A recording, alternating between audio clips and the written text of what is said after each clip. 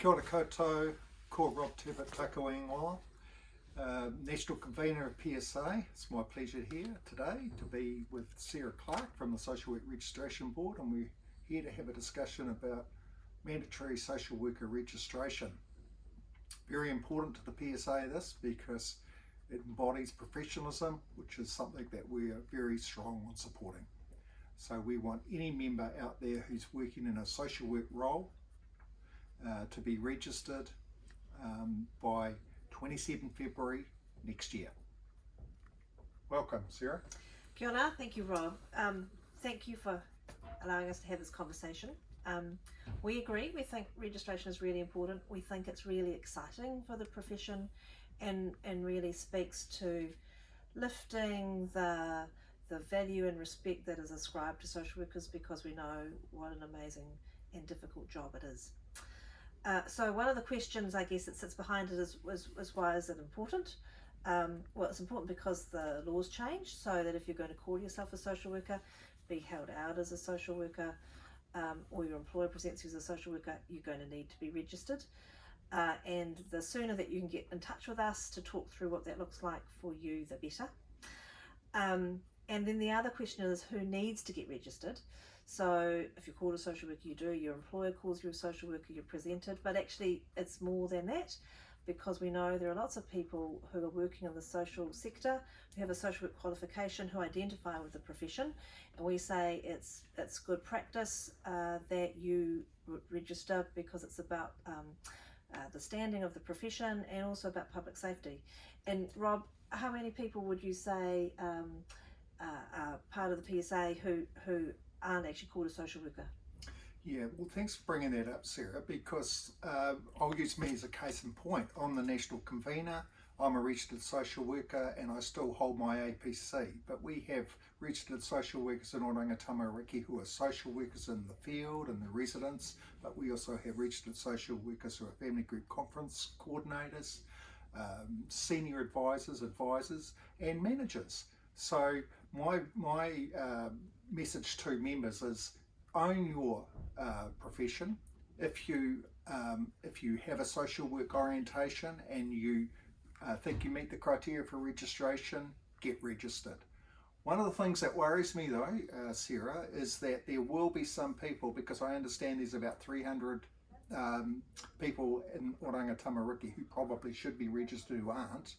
I'm worried that some of those people might be a little bit anxious that they may not have the right qualification, and what options are going to be available for them. Yeah, it's a really good question, Rob. Thanks for asking that. So we have an experience pathway that's for people who don't hold a recognised social work qualification.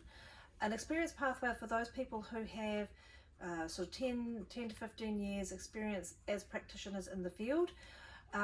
It's been around for a while. It's sort of anecdotally known as Section 13. Now we call it a Section 13 experience pathway, just so that it's really clear what it's about.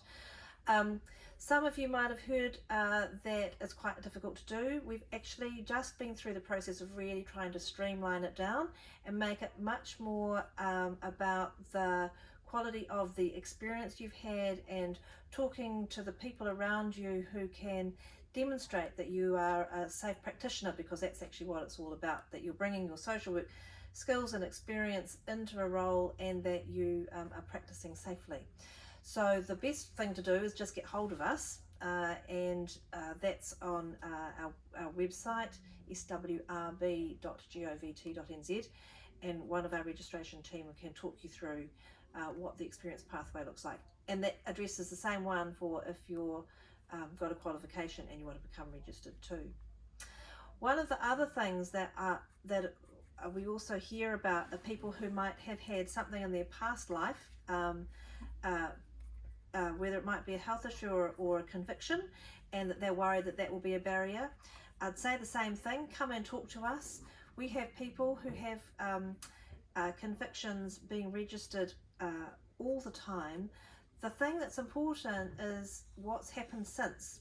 So I'm sure you, Rob, will have had people who have had bumpy times through their practice, but actually it hasn't been a barrier to them being a good social worker.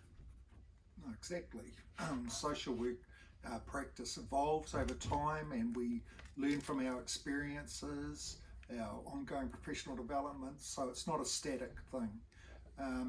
On that point about people who may be worried about whether they meet the criteria and they're anxious about whether they will or not, and they're a bit reluctant to talk to their manager, my suggestion is talk to your delegate out there, and if they can't give you the answers, they can escalate it up to our national delegate team, and we will ensure that you get the right information and the support to pursue your application for registration.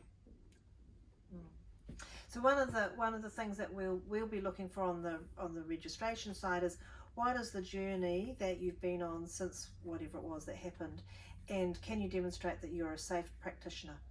So it's really good to have someone to talk some of that through with and test that you think you've got it covered off. So I'd absolutely say you work with the PSA and those people around you who can support you through the process, because we want you in the tent and registered.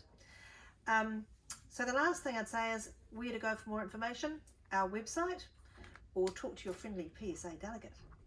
Oh, thanks for that, Sarah. It's nice to know that some people think we're friendly. It's like, just one last question. Like, we're now in September. This deadline is 27 February. I'm picking that it's really important to try to get your application to the board as soon as possible, because it's probably likely there's going to be a lot of people wanting to get registered in the last home straight. Yeah, that's a really good point. And we are a small team. I think we're around 25 people in total, and right now there are about 4 people in the registration team. So you can get your application in, and we will be doing our best to get through that as fast as possible. But yeah, we could be under a little bit of a landslide. One of the other things coming up though is from next month we will have a new database that should make our processing times and our application process easier. So hopefully we'll be able to get through what I'm hoping will be a whole lot of people wanting to join the profession. Great. And just finally, just to let all our members know that Oranga Tamariki and the PSA are very much working in partnership on this initiative, because we both think that registration is really critical for the service that we provide, but also for the professional development of our staff. So please, talk to your supervisor and your manager, but as I said, if you're feeling ambivalent about that, you can always talk to your delegate or email us on psaotwhs@psa.org.nz, and we will ensure that you get the right information. Kia ora. Kia ora.